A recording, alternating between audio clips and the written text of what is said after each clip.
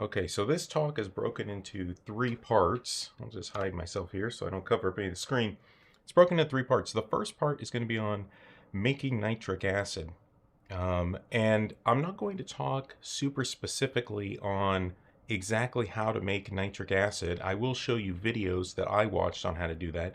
What I'm going to talk to you about is all the things that were missing from those videos that I watched that are good to know, and also kind of what videos you should watch if you want to replicate this work.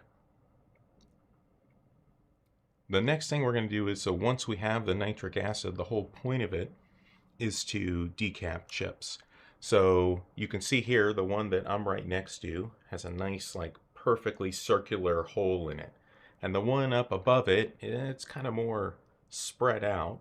And the one that's in the little video right there is what I call kind of like the spray and pray method of acid.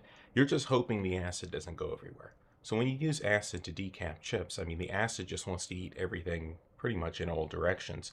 And so I was kind of fascinated with like, how could I control this in some way so that the acid doesn't go everywhere, it just goes where I want it to go. And you'll see in the presentation kind of what led me down that path of even thinking that that was a possibility. And then finally, once you have the chip decapped, you generally kind of a first step might be to image it. So you might want to take an image of the chip just to get like an idea, of the kind of the landscape of what you're playing with there. What's in it, what kind of memory's in it, what even is the chip maybe that you decapped, you might not even know, which is one of the reasons you could be decapping it. And so, generally to do that, you need a microscope. You need some automated way of moving the chip around, which you see in the image there, 3D printed Delta stage that I built.